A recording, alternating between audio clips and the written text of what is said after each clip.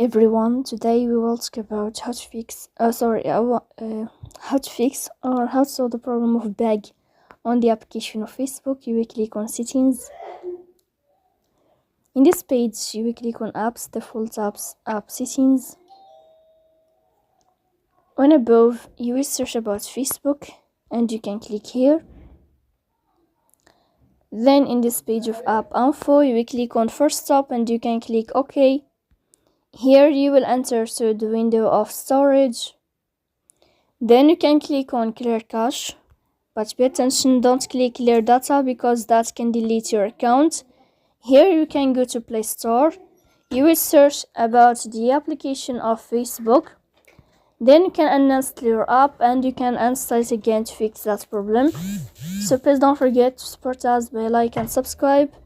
See you next time in another video, and thank you for your